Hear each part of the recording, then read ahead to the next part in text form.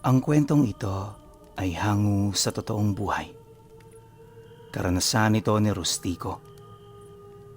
Taong 1953, Bohol.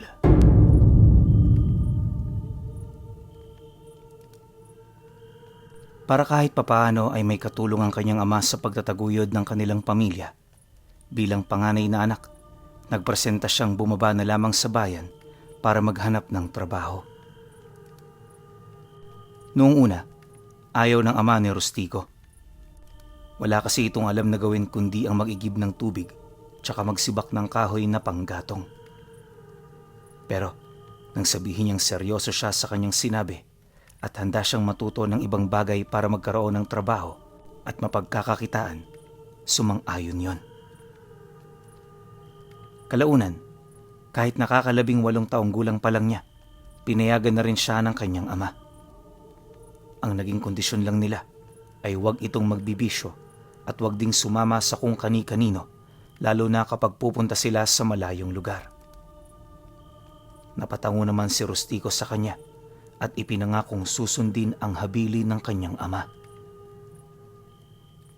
Dalang konting damit, nakipagsapalaran siya sa kabayanan. Nagtanong-tanong siya sa mga tao roon kung may alam silang pupwede niyang pasukan. Ang problema nga lang, lahat ng napagtanungan niya, walang may rekomenda at ang iba na may walang bakante. Kahit na ganoon na ang kanyang naging sitwasyon, hindi pa rin siya sumuko. Inabot na siya ng dilim sa paglalakad, pero nagpatuloy pa rin siya. Nasa kalagitnaan na siya ng kanyang paglalakad nang makarinig siya ng mga ingay. Dahil maliwanag naman ang buwan, hindi siya nahirapang baybayin ang daan. Hinanap niya ang pinanggagalingan ng ingay hanggang sa makita niya ang mga kalalakihang may pinagtutulungang buhatin. Isinakay nila yon sa kangga ng isang lalaki.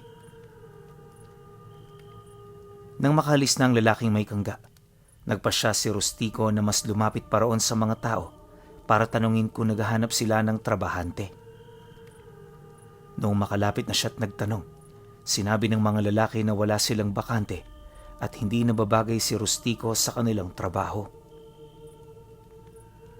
Huwag niyo nang paalisin. May trabaho siya sa akin. Halika, binata. Sumama ka sa akin sa loob ng bahay. Napabaling ang pansin ng binata sa isang lalaking medyo may katandaan. Hindi na nagdalawang isip pa si Rustico na sumama sa lalaki. Nagpakilala siya rito at nagpakilala naman yun bilang Mang Orgulyo. Nagkwentuhan sila habang papasok sa bahay at isinalaysay na rin ng lalaki ang patungkol sa kanyang negosyo. Ikaw ang magbabantay tuwing gabi rito. Kapag may dumating na mga tao at alam mong may transaksyon sa akin, papasukin mo. Walang pinipiling oras ang aking negosyo. Pero aktibo ito sa gabi dahil yon ang oras na marami ang bumibili sa akin. Mang Orgulyo? Ano ho ba talaga ang negosyo ninyo? Napatawa na lang ang lalaki dahil sa naging tanong ni Rustico. Sinabi nito sa binata na malalaman din ito sa susunod. Basta, kung ano man ang matutuklasan mo, huwag mong ipagkakalat. Hindi mo magugustuhan kung paano ako magalit. Napalunok ng kanyang laway si Rustico. Napatango na lang siya sa kanyang amo at ipinangako na hindi siya magsasabi kahit na kanino. Magmula noong gabing yon, nagtrabaho siya. Siya ang naging tagapagbantay sa paligid. Nalaman din niya na may punerarya pala si Mang Orgulyo, kaya naisip niyang baka yun ang kanilang negosyo. Sa unang linggo ng kanyang pagtatrabaho roon, naging matiwasay naman ang lahat.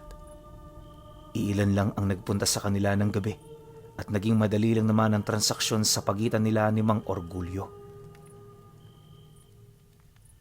Isang gabi, dahil kabilugan ng buwan, kita niya ang buong paligid. Naisip niyang pumunta sa likod bahay ng Mang Orgulyo kung saan nandoon ang sinasabing punerarya. Dahil wala naman siyang nakikitang banta, hindi na siya nagdala ng kung anumang armas. Nang makalapit siya roon, napakunot noo siya nang may marinig siyang ingay ng mga lalaki. Kinutuban siya ng hindi maganda roon, pero minabuti niyang mas lumapit pa para tuklasin ang nangyayari. Nang makalapit siya ng husto, naghanap siya ng siwang kung saan siya pupwedeng makasilip. Nagkataon na kawayan pa lang ang dingding nun, kaya naging madali sa kanya ang makahagilap ng butas. Noon din, sumilip siya sa siwang. Noong una, wala naman siyang napansing kakaiba. Nakita niya na may bangkay na nakahiga sa isang mesa na sa kanyang hinuha ay pinapatuyo ng mga yon. Ipinagpatuloy niya ang kanyang pagmamasid sa loob ng silid hanggang sa may nakita siyang isa pang bangkay. Nagtaka si Rustico kung bakit magkamuka ang bangkay na yan at ang katawan ng taong pinapatuyo ng kanyang mga kasamahan sa trabaho. Ilang sandali pa, nakarinig siya ng pagyabag at nang ibaling niya ang kanyang atensyon sa pinagmumula nun, agad siyang nakaramdam ng kaba. Nakita niyang papalapit doon si Mang Orgulyo at may dala siyang isang katawan ng saging na halos kasing tangkad niya. Mabilis na nagtago si Rustico at naghanap ng pwesto na makikita pa rin niya ang loob ng punerarya. Nang makapwesto na siya, nakita niyang pumasok doon si Mang Orgulyo. Ano? Handa na ba ang isang katawan na yan? Dadalhin niyo pa yan sa kabilang bayan ha? Ito ang isa pang katawan ng saging. Ihanda na rin ninyo ang isa pang bangkay at nang mabigyan ko na ng ritual. Hindi niya alam kung anong ibig sabihin ng kanyang amo, kaya itino niya ang kanyang pansin dito. Walang ano-ano, may nilapitan si Mang Orgulyo na kung anong natatakpan at nang kunin ito ang nakatalokbong doon, napagtanto niyang isa pa palang bangkay ang nasasakluban doon. Inihiga rin nila ang katawan ng saging sa tabi ng walang buhay na katawang yon at hinayaan na lang muna. Sige na, ihanda ninyo yan at ako na ang bahalang kumopya ng katawan ng bangkay na to. Konting ritual lang ang gagawin ko rito. Napatawa ng bahagya si Mang Orgulyo matapos niyang sabihin yon. Inihanda na ng mga kalalakihan ng isang bangkay. Sa halip na sa isang kabaong yun ipaloob, inilagay nila yon sa isang karton. Agad namang naisip ni Rustico ang nakita niyang isinakay ng mga yun sa kangga at nagkaroon siya ng kutob na baka bangkay rin ang laman nun. Nasa kalagitnaan siya ng kanyang pagmamasid doon nang sa hindi niya inaasahan ay may narinig siyang mabibilis na yabag na papalapit sa kanyang pwesto. Lilipat sana siya ng kanyang pinagtataguan pero nagulantang siya nang makita ang kanyang amo na mabilis na lumalapit sa kanyang pwesto.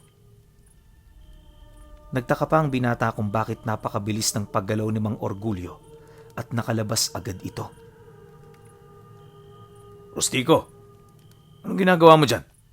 Gusto mo bang tumulong? Halika sa loob. Basta, tandaan mo ang aking sinabi. Walang ibang makakaalam ng ating operasyon dito. Dahil sa matinding takot niya sa kanyang amo, tumango na lang siya rito at payokong pumasok sa loob ng silid na yon. Pagpasok niya roon, lumabas din ang mga kalalakihan na pinagtutulungang buhatin ng isang kahon na may lamang bangkay. Sinundan na lang yon ang tingin ni Rustico at nang mapansin siya ng kanyang amo, napangiti na lang ito. Ito ang negosyo ko. Ito ang rason kung bakit unti-unti na akong yumayaman. At gusto ko, kasama pa rin kita hanggang sa makamit ko na ang aking pinapangarap. Pero, ano po ang ginagawa nila sa mga bangkay na yon? Yun ba ang totoong bangkay? O itong naririto? Napatawa si Mang Orgulyo dahil sa naging tanong ni Rustico sa kanya. Napatitig ito sa binata at naging seryoso ang kanyang muka. Ang mga bangkay na inilalabas dito ay ang totoo. May mga mayayamang aswang na bumibili nun para maging pagkain nila. Ang nandito naman ay mga katawan ng saging na niritwalan para maging kaitsura ng mga bangkay. Paano po kung malaman ng mga kapamilya ng bangkay na yan na pinalitan ng katawan ng kanilang kamag-anak? Hindi mangyayari yan. Mataas ng uri ng usal ang ginamit dyan. Hindi rin basta-bastang ritual ang aking ginawa. Napatango si Rustico. Halos pigil hininga siya noon dahil sa matinding takot sa kanyang amo. Nung mga oras na yan, naglakad si Mang Orgulyo palapit sa bangkay na may katabing katawan ng saging. Sinabi niya sa binata na lumapit din doon at pagmasdang mabuti ang bangkay. Wala namang nagawa si Rustico kung hindi ang sundin ng sinabi ng kanyang amo. Lumapit siya roon at kahit na kinikilabutan siya, pinagmasdan niya ang nasabing bangkay. Maiwan ka na muna rito. May kukunin lang ako. Gagawin ko na ang ritual ngayon at nang maipadala na rin ang bangkay na ito sa bibili. Tatanggi pa sana ang binata pero iniwan na siya ni Mang Orgulyo. Napalunok na lang siya ng kanyang laway at nagmadaling lumabas para sana maabutan ng kanyang amo pero mabilis itong nakalabas at isinara ang pinto. Nung mga sandaling yon, napatitig sa loob ng silid si Rustico. Dahil lampara lang ang naging liwanag doon, hindi niya gaanong maaninag ang kabuuan. Nasa kalagitnaan na siya ng kanyang pagmamasid sa paligid nang makarinig siya ng pag-angil. Nagmatsyag siya kung saan yun ang galing at nagulat siya nang bumukas ang pinto na nasa bandang likod ng silid na yon. Sinipat niya ng maigi kung sino ang pumasok at nanginig ng bahagya ang katawan niya nang makita niya ang isang nilalang na may nagbabagang mga mata, maitim ang balat at napupuno ng balahibo. Nakita rin niyang magkatulad sila ng damit ni Mang Orgulyo kaya mas naging masama ang kutob niya. Marahang lumapit ang nilalang habang nakamasid sa kanya. May dala itong supot at tangkay ng kung anong halaman. Napako sa kanyang kinatatayuan si Rustico. Hindi niya alam ang kanyang gagawin, lalo na nang makalapit sa kanya ang nilalang na pumasok sa silid na yon. Nang tuluyan ng makalapit yon, naging sigurado na siya sa kanyang kutob na yun nga si Mang Orgulyo. Nakangisi pa ito sa kanya at naging panayang pag-amoy nito. Bakit ka natatakot sa akin? Hindi mo ba ako nakikilala? Napatawa pa ng bahagya ang aswang habang pinagmamasdan ng binata na sinisikap na itago ang kanyang takot. Alam kong kilala mo ako. Sige na, tulungan mo akong gawin ang ritual. Huwag kang mag-alala. Tataasan ko pa ang pasahod ko sa iyo magmula ngayong gabi. Hindi agad nakagalaw si Rustico hanggang sa kinalabit na siya ng aswang. Kahit na nag-aalangan siya, tinulungan niya si Mang Orgulyo. Nagsimula ng magdasal ng hindi nauunawa ang panalangin ang amo niya. At habang umuusal siya, binudbura naman ni Rustico ng malabuhanging bagay ang bangkay at ang katawan ng saging. Matapos gawin ni Mang Orgulyo ang pagdarasal, hinambalos niya ng hawak niyang tangkayang walang buhay na katawan. Sinabi niya rin kay Rustico na takpan ng tela ang katawan ng saging. Sige na, lumabas ka na at matulog. Ako na ang bahala rito. Wala na rin namang pupunta rito ng ganitong oras. Tingnan mo bukas, magiging kawangis na ng bangkay na yan ang katawan ng saging. Napatango naman ang binata at minabuting lumabas na roon para matulog sa kubo kung saan siya mananatili. Nung nandun na siya, hindi siya dinalaw ng antok. Naisip niya ang bangkay ng tao at ang magiging reaksyon ng kapamilya nito kung malalaman nilang katawan ng saging ang kanilang matatanggap. Dahil dito, nagkaroon ng isang napakadelikadong plano si Rustico. Minatyaga niya ang punerarya at nang makita niyang lumabas na roon si Mang Orgulyo, palihim siyang bumalik doon. Isinantabi niya ang takot na kanyang naramdaman dahil mas inisip niyang iligtas ang bangkay na magiging biktima na naman ng aswang. Nung nandun na siya, sinubukan niyang itulak ang pinto pero hindi niya ito magawa. Dahil dito, nagpasya siya na pumunta sa likurang bahagi. Maswerte naman siyang hindi yun naisara ng mabuti ni Mang Orgulyo. Pumasok siya roon at iginala ang kanyang paningin. Nang makita niya ang bangkay na nandoon at ang natatakpang katawan ng saging, nagpasya si Rustico na lapitan yon. Ipinagpalit niya ang pwesto ng dalawa, tsaka itinakip sa katawan ng tao ang tela. Namangha pa siya nang makitang naging kawangis nga ng bangkay ang katawan ng saging. At ang tanging pinagkaiba ay mamasa-masa pa ang peking bangkay. Hindi sana mahalata ni Mang Orgulyo itong ginawa ko. Hindi kumatim na katawan ng saging ang paglalamayan ng mga taong nagluluksa dahil sa pagkamatay ng kanilang mga mahal sa buhay. Nang may saayos na niya ang dalawa, nagpasya siyang lumabas na at bumalik sa kubo. Naging maingat siya sa kanyang paggalaw sapagkat alam niyang pagagalitan siya kung sakali mang mahuli siya. Naisipan niyang tsak na paparusahan siya ng matindi ng kanyang amo kapag nagkataon. Pagbalik niya sa kubo, natulog siya ng mahimbing. Kinabukasan, pagising niya, tinawag agad siya ng kanyang amo at sinabihang tumulong sa pag-ayos ng bangkay na kukunin ng pamilya nito.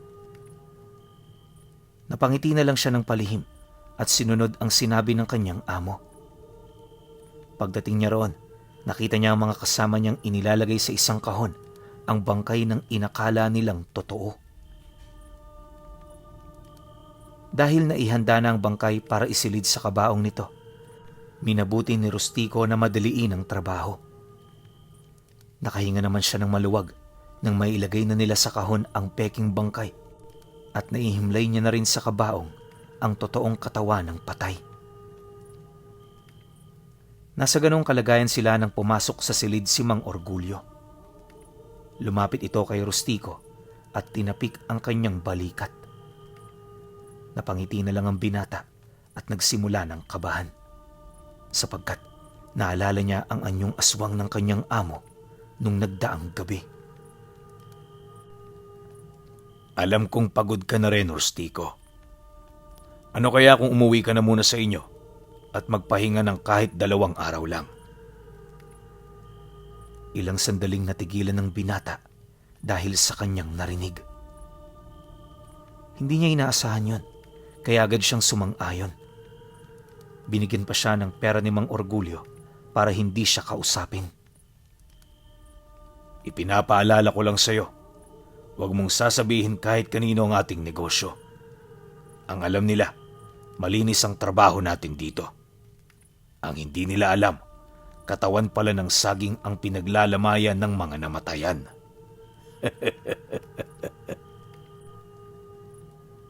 Napatango na lang si Rustico dahil sa sinabi ng kanyang amo. Noon din, bumalik siya sa kubo niya at inihanda ang kanyang kagamitan. Noong mga sandaling yon, naisip niyang kung uuwi siya sa kanilang nayon at kapag nalaman ni Mang Orgulyo ang kanyang ginawa, siguradong tutugisin siya nito. Dahil dito, minabuti na lang niyang umalis doon at maghanap ng pupwede niyang maging kakampi. Nasa kalagitnaan siya ng kanyang paglalakad nang may makasalubong siyang isang matandang lalaki. Balbasarado yan at animoy isang ermetanyo. Nakita siya nitong nagmula sa bakuran ni Mang Orgulyo, kaya napatitig ito sa kanya ng makahulugan. Nang binilisan ni Rustico ang kanyang paglalakad, nagulat siya nang tawagin siya ng matanda. Napalingon naman siya roon at namangha siya dahil sa bilis ng pagkalaw nito. Trabahador ka ni Orgulyo, hindi ba? Kung gayon, alam mo kung ano ang kanyang ginagawa sa mga bangkay. Hindi sumagot ang binata. Nag-alangan siyang sabihin ang totoo sa matanda. Nang mapansin naman ng matanda ang alinlangan ni Rustico, nagpakilala ito sa kanya. Ako si Romulo. Tinatawag ako ng mga tao bilang Tandang Romulo at isa kong ermitanyo. Bumabalang naman ako rito dahil sa ginawa ng orgulyo na yan sa aking pamangkin. Dahil sa sinabi ng matanda, naisip ni Rustico na mapagkakatiwalaan niya yon. Dahil dito, inamin niyang nagtatrabaho siya kay Mang Orgulyo. Napangiti naman si Tandang Romulo sa kanya at niyaya siya nito na sumama sa kanya. Hindi naman nagdalawang isip na sumama ang binata sa matanda at nagpunta sila sa isang puno ng balete. Sinabi ni Tandang Romulo na hindi sila makikita roon ni Mang Orgulyo kaya ligtas sila. Nung mga panahong yon, inilahad ni Rustico ang kanyang nalalaman patungkol sa negosyo ng kanyang amo. Sinabi na rin niya ang nasaksihan niya, kaya mas nanggalaiti ang ermitanyo. Pagbabayarin ko siya sa ginawa niya sa aking apo. Hindi ako papayag na magpatuloy siya sa kanyang ginagawa. Sinabi pa ng ermitanyo na lulusob siya sa bahay ni Mang Orgulyo sa lalong madaling panahon. Nabahala naman si Rustico at naisip niyang baka pati ang pamilya niya ay madamay kapag nagkataon. Huwag kang mag-alala. Sisiguraduhin kong hindi makakatakas ang aswang na yon. Pagkatapos ng pagsugod natin sa kanya, sigurado akong mamamatay siya at hindi na mabubuhay ulit. Napalunok ng kanyang laway si Rustico. Gayunpaman, dahil malaki ang naging tiwala niya sa ermitanyo, sumang-ayon siya sa kagustuhan nito. Matapos ang kanilang naging usapan, binigyan ni Tandang Romulo ang binata ng isang damit na merong nakasulat na mga banal na salita at simbolo. Binigyan din siya ng matanda ng isang punyal na kargado ng mga lihim na dasal. Hanggat suot mo yung damit, hindi ka kayang patayin ng aswang. May kabalat kunat ka sa katawan. Mag-iibayo rin ng lakas at liksi mo, kaya magagawa mo ring makalaban sa kanila kung sakali man. Tumango na lang si Rustico. Nung mga oras na yon, niyaya siya ng ermitanyo na umuwi sa kanyang tirahan. Magtatanong pa sana siya, pero nagulat siya nang maging iba na ang kanilang paligid. Nalaman na lang niyang nakarating na sila sa gubat nang sabihin ng ermitanyo na magpapahinga muna sila sa kanyang kuweba. Nang makapasok sila roon, namangha ulit si Rustico nang malaman niyang may mga pagkain ng nakahain doon. Napatawa naman ng bahagya ang matanda nang makita niya ang naging reaksyon ng binata. Sige na, kumain ka na muna't nang makapagpahinga ka. Mas maigi siguro kung mamayang gabi mismo tayo susugod para hindi sila makapaghanda. Hindi lamang si Orgulyo ang aswang, pati na rin ang kanyang mga kasama. Mabuti nga't hindi kanya hinawaan eh. Kumain na nga si Rustico at pagkatapos niya, biglaan siyang nakaramdam ng antok. Hindi na niya nagawang labanan ito at tuluyan siyang nakatulog. Hindi na nila alam kung gaano katagal ang naging tulog niya noong mga oras na yon.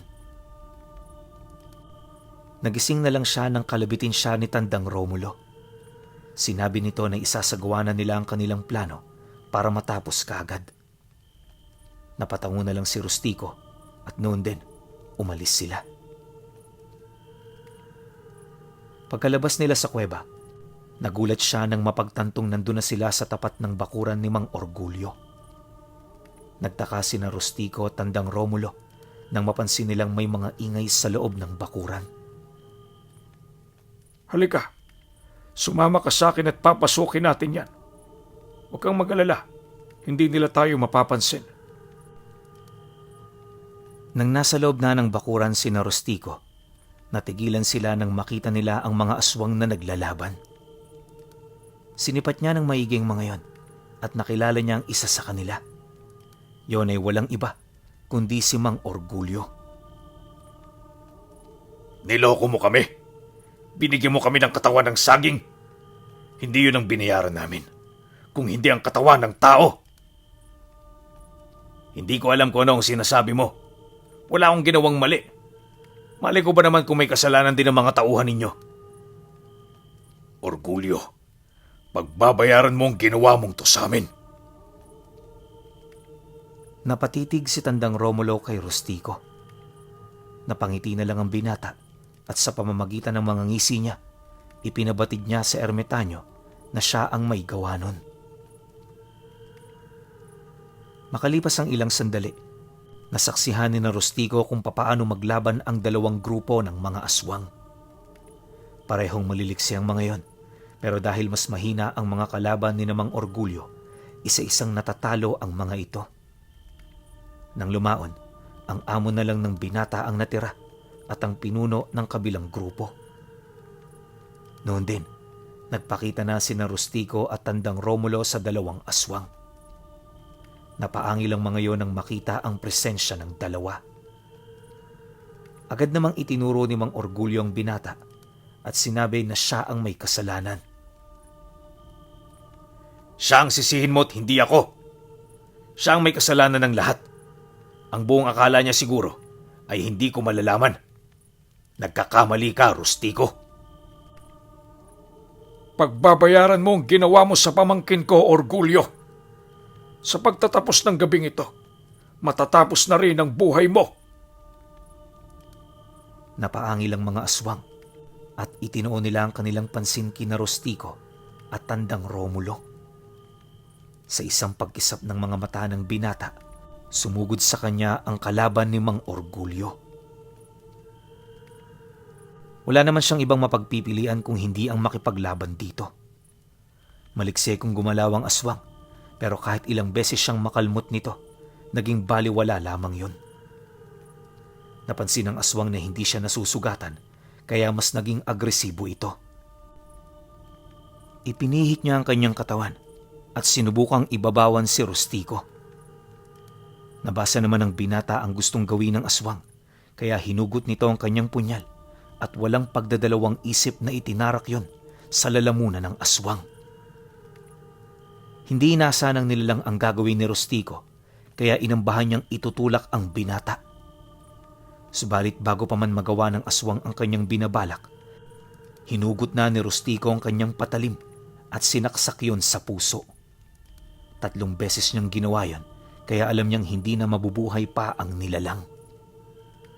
Napatras na lang siya ng ilang hakbang at nang makita niyang bumagsak na ang kanyang kalaban, ibinaling niya ang kanyang pansin sa ermitanyo at sa kanyang amo. Akmang tutulong na sana siya kay Tandang Romulo nang mahawakan siya sa binti ng nilalang na nakalaban niya. Dahil dito, buong lakas niyang tinadyakan ng aswang sa tiyan na naging rason para maduwal siya ng dugo. Napahawak na lamang ng mahigpit sa kanyang punyal si Rustico at noon din, sumugod siya sa kinaroroonan ni Mang Orgulyo at Tandang Romulo. Nakita niyang patuloy sa pakikipagbuno sa isa't isang dalawa, kaya naghintay siya ng tamang pagkakataon. Hindi na kita bubuhayin pa. Ipinagkatiwala namin sa inyo ang aking pamangkin. Pero nung ginawa mo, ibinenta mo sa mga aswang ang katawan niya at ang ipinadala mo sa mga magulang niya ay ang putol na katawan ng saging. Ano kala mo sa amin, Mangmang? Ano ba ang pinuputok ng butsi mo? Nakadiskwento naman kayo ah. Isa pa, napakinabangan na ng mga aswang ang katawan niya. Ayaw mo nun? Kahit patay na siya, nagkaroon pa siya ng pakinabang? Hayop ka talaga! Papatayin kitang aswang ka! Dahil sa matinding galit ng ermitanyo, napansin ni Rustico na nawawala na yon sa kanyang sarili. Naging madali para kay Mang Orgulyo na pangibabawan ng ermitanyo at kahit na anong gawin nitong pagpupumiglas ay hindi niya magawa. Napatawa na lang ang aswang noon nang mapansin niyang nahihirapan ng ermitanyo na makawala sa ganoong sitwasyon. Akala mo ba hindi ako nakapaghanda? Gusto ko lang malaman mo na hindi mo ako magagawang tabla ng kahit na anong aral mula sa kanan. Kahit na anong gawin mo, magiging walang silbi lang yan. Nung mga sandaling yon, sumenyas na si Tandang Romulo kay Rustico na lumapit at saksakin ang aswang sa likuran na katapat ng kanyang puso. Napaghandaan ko na ang posibilidad na yan. Kung aral mo ay nagmula sa kaliwa, mas madali ka ring matalo kapag kaliwa rin ang gagamiting sandata laban sa'yo. Hala sige, Rustico, saksakin mo na ang aswang na ito. Napalingon pa si Mang Orgulyo sa binata at nang akmang aalis sana ito sa kanyang pwesto, pinigilan siya ng ermitanyo. Noon din, walang pagdadalawang isip na sinaksak ni Rustico ang likod ng aswang. Sinigurado nito na matatamaan ang puso ng kanyang amo. Hayop ka talaga, Rustico. Isa kang traidor. Ikaw ang traidor, Orgulyo. Nagtiwalang napakaraming tao sa baguhang punerarya mo. Iba pala ang pakay mo sa mga bangkay. Ngayon, tingnan natin kung ano pang magagawa mo. Ang punyal na itinarak sa likuran mo ay ginamit sa mga ritual ng demonyo. Kaya nasisiguro kong hindi mo na matatakasan ang kamatayan mo. Pagkasabi ni Tandang Romulo sa mga katagang yon, kinuha niya ang punyal kay Rustico at ginilitan sa leeg ang aswang. Dahil sa kanyang ginawa, agad na namatay si Mang Orgulyo. Napatulala naman si Rustico dahil sa kanyang nalaman. Wala kang dapat na ipag-alala. Ang kasalanan mong ginawa para sa kabutihan ng nakararami ay madaling husgahan. Pero kung pansariling interes mo lang ang iyong iniisip, sigurado na kahit anong linis mo sa iyong sarili, ay hindi pa rin maaalis ang dumi sa iyong kaluluwa. Noong mga oras na yan, nagpasya silang dalawa na sunugin na ang bahay at maging ang punerarya ni Mang Orgulyo. Sinabi rin ng ermitanyo kay Rustico na magiging payapa na ang mga kaluluwa ng nabiktima ng aswang dahil nabigyan na nila ito ng hustisya. Nang lumagablab na ang apoy, minabuti nilang dalawa ang umalis. Nangamba silang baka mahuli sila dahil nasa bayan sila at malapit yon sa mga tao. Nagpaalam na si Rustico sa ermitanyo at kahit na madilim ang paligid, nagsimula siyang maglakad papauwi. Ibinalik niya kay Tandang Romulo ang punyal nito at ang damit na may mga nakasulat na Latin ay ipinagkatiwala naman ng matanda sa kanya. Pag-uwi ni Rustico, minabuti niyang magsinungaling na lang sa kanyang mga magulang. Sinabi nito na pinaalis siya dahil hindi sila magkasundo ng kanyang amo. Lingid sa kanilang kaalaman, wala nang trabaho pang babalikan noon si Rustico dahil nagawa na nilang wakasan at tuldukan ang kakaibang negosyo ni Orgulyo.